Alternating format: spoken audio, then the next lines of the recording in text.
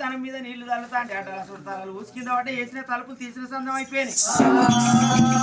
వేసిన తలుపులు తీసిన సందం వరకు చూసిన పడవ వెనక పొదువులేని ఎండి బంగారం ఉన్నది. మళ్ళీ ఎండి బంగారం కాడికొచ్చిండు. చూసిన పడవ వెనక మరి గడపర్ర కంకరం కట్టి భగవంతుడు మల్లయ్య 5 పొట్లు పొడిచిండు. మల్లయ్య 5 తట్టల ధనం ఎత్తిండు. మరి ముందడి బండి మీద కూర్చొని భగవంతుడు మల్లయ్య ఇతరులు సెల్లులు పెట్టిండు, తోటలో సెల్లులు పెట్టినాడు.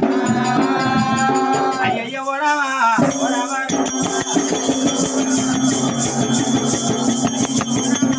ఓరామా అయ్యో ఇతరులు సెల్లులు పెట్టాలి. 8 మంది చూసిన మనం ఎన్ని బంగారం తెచ్చుకుంటా బంగారం పోతాం.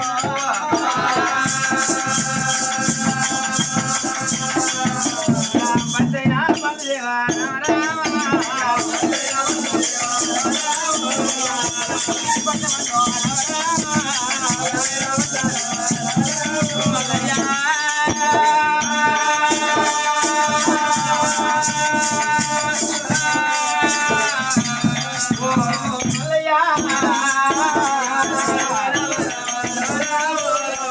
వాళ్ళు కొల్లపురి పట్టణం సూత్ర పడవని వెనుక బంగారం అనవచ్చి కాలేని మళ్ళీ మళ్ళీ కళ్యాణం చేయడం వస్తాం.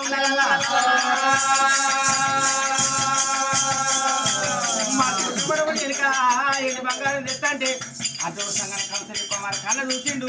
మరి ఊరు అవసరాల్లో ఊరు చేరవించు తను అవసరాలు తాములు పిలిచిండు. సంగన్న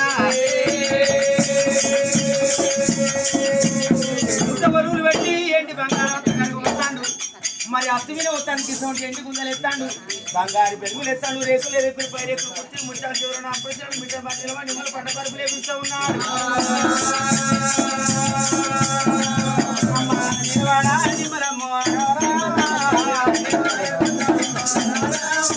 నిలబడి నిమ్మలు పంటాడు అని పరుపులు వేపిస్తాడు. బుక్కలు పెట్టిపిస్తా ఉన్నాడు.